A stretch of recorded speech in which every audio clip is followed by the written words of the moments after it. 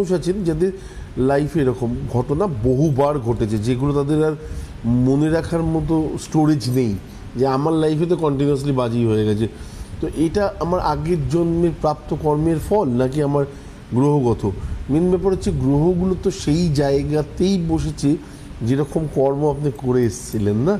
তো আমার জন্মছকে কালসর্প দোষ আছে, আমার কালসর্প দোষ 12টা আছে, 12 রকমের আছে, 12টা জায়গার উপর দিয়ে ভিত্তি করে আলোচনা করা হয় সবসময়।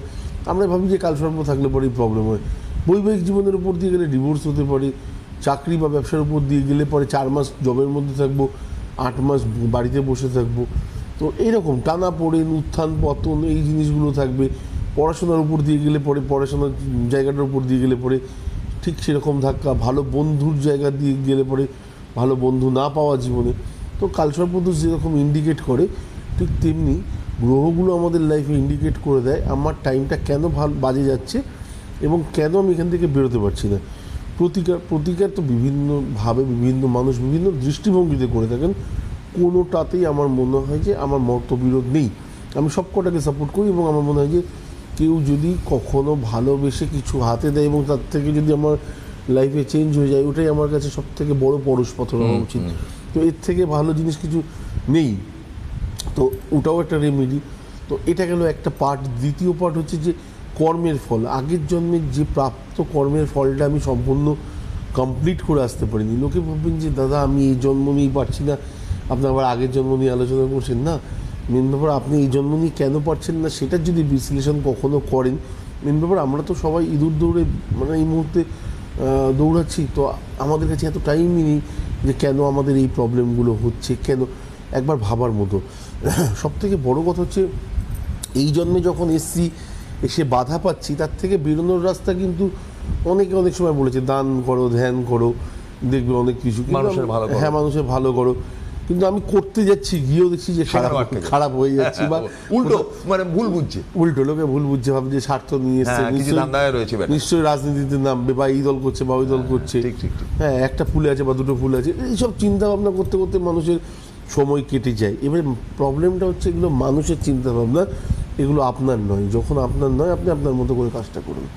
মেন ব্যাপার হচ্ছে কিছু পাওয়ার জন্য আমাদের লাইফে সবসময় কিছু না কিছু ছাড়তে হয়।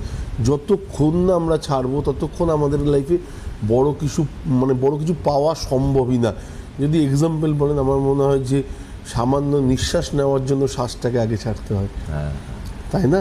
তো এর থেকে বড় চমৎকার বলেছে বড় উপমা কি থাকতে পারে?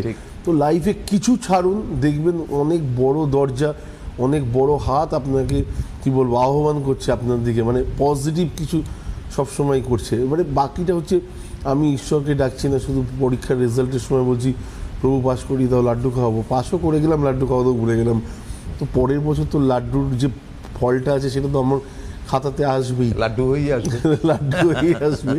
তো এই জিনিসগুলো একটা বড় ম্যাটার তো অবশ্যই করে আমাদের প্রত্যেকের লাইফে। মানে আমি বলবো না শুধু আমার লাইফে, আমি যদি কোনো কারণে ভুল করি, আমরা বলি না যে লোককে একটা আমি খুব স্ট্রেট ফরওয়ার্ড, আমি লোককে বলতে দ্বিধাগ্রস্ত করি না, আমিও স্ট্রেট ফরওয়ার্ডই ছিলাম, আমিও লোককে খুব মুখের উপরই সত্য কথা বলতে ভালোবাসতাম, কিন্তু এখন বলতে পারি না বা এখন বলার মতো সাহস আমার নেই। কারণ সত্যিটা যখন জেনে যাই না, তারপর থেকে আমি দেখেছি ওটাই ঘুরতে ঘুরতে লাইফে আসে।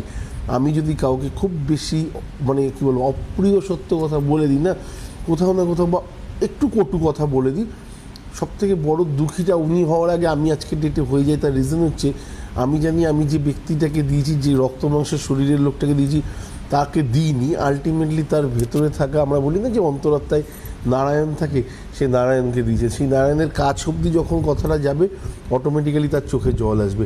আর সেই জলের ভাগিদার বা ভারটা আমাকে সারা জীবনের জন্য হতে হবে, আমার ভালো কাজগুলো আটকে থাকবে। তো ওর জন্য স্পেশালি আমার মনে হয় যে বাজে কথা বলা থেকে নিজেকে বিরত রাখতে হবে। শ্রুতি কটু কথা এমন কিছু যেন যেটা নিজের ভালো লাগছে না, বা নিজে বলে হয়তো সাময়িক শান্তি পাচ্ছি, এরকম শান্তির দরকার নেই। যে শান্তিটা আপনাকে আগামী দিন আরও বেশি শান্তিতে রাখতে পারে, তার জন্য আমার চেষ্টা করা উচিত।